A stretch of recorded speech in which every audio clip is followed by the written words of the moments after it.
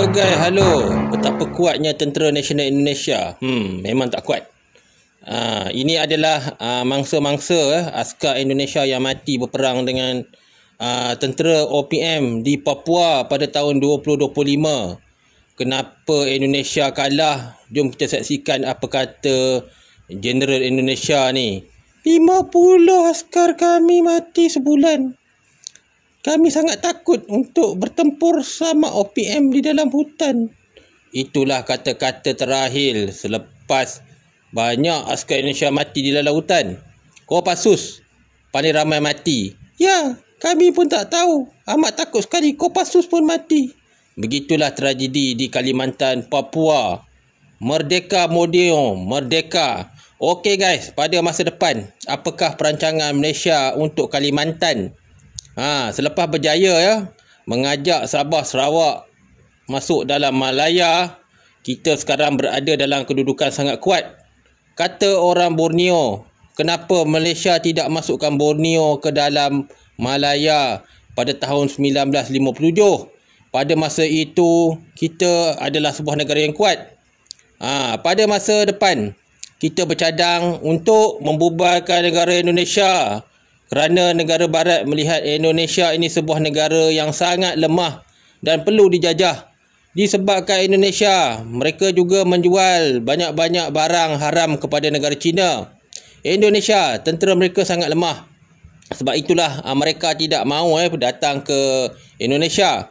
Indonesia juga tidak mempunyai kuasa tentera yang tinggi seperti negara kuasa besar. Jika kita lihat, negara Indonesia pada masa depan mungkin akan dijajah oleh Sabah dan Sarawak dengan sokongan Malaysia. Malaysia sebuah negara union. Okey guys, kita lihat betapa hebatnya OPM. OPM mendapat latihan dan latihan yang mereka belajar adalah melalui YouTube. Jika kita lihat tentera Papua ataupun OPM, mereka menggunakan senjata bekas daripada Australia. Dengan senjata ini, mereka berjaya membunuh ramai Kopassus, komando hutan dan juga Kopassus yang menyelinap di dalam wilayah hutan OPM. Kedudukan mereka di dalam hutan sangat laju, kata GGK Melaya. Selepas dia siasat, OPM kebanyakan mereka membuat latihan melalui pengalaman.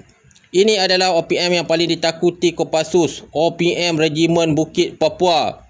Dalam jarak 2 hingga 3,000 kilometer, mereka boleh dikesan berjuang di dalam hutan. Kenapa OPM ini sangat ditakuti? Kerana mereka bertempur dalam jarak yang dekat dan pada waktu malam. Ini adalah askar Indonesia. Kebanyakan tentera Indonesia hanya berkawal di base-base.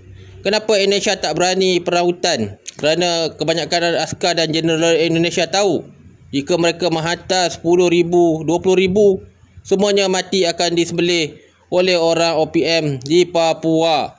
Sebab itulah Indonesia menyelamatkan askar mereka dengan membeli senjata untuk menunjukkan kepada Papua. Sebenarnya Indonesia Army adalah tentera paling penakut.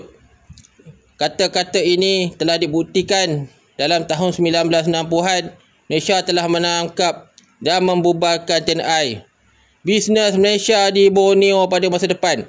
Jika perang Ambalat berlaku, apakah yang Malaysia akan buat?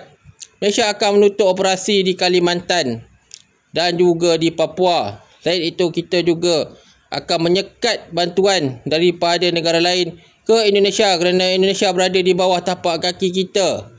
Kalau anda lihat plan dan map Indonesia, mereka berada di barisan utara atas kepada Johor Bahru. Selain itu, negara seperti Sumatera dan Kalimantan tidak mahu terlibat perang antara Malaysia dan Indonesia kerana mereka mahu merdeka. Apa yang boleh kita mengetahui bahawa Indonesia sekarang ini telah digadai kepada China? Sebab apa Malaysia tidak mahu bergaduh dengan China?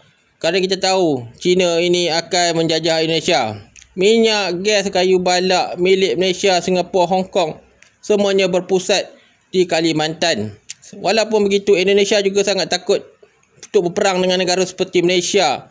Ini disebabkan mereka tahu jika tiada pelabur daripada Malaysia, China akan mengambil alih hak-hak di Indonesia. Okey guys, di OPM Macam ni lah Tentera Nasional Indonesia. Mereka sangat takut bertempur dalam hutan. Mereka hanya mengebom kedudukan musuh tanpa masuk ke dalam kawasan musuh. Taktik perang ini adalah taktik perang diwarisi daripada Belanda. Sebab itulah tak pernah menang perang. Okey guys, Papua ya. Papua Aceh boleh menang perang dengan Indonesia dalam tempoh berapa tahun. Jika kita lihat konflik masa depan, banyak negara mahu Indonesia ini dibubarkan.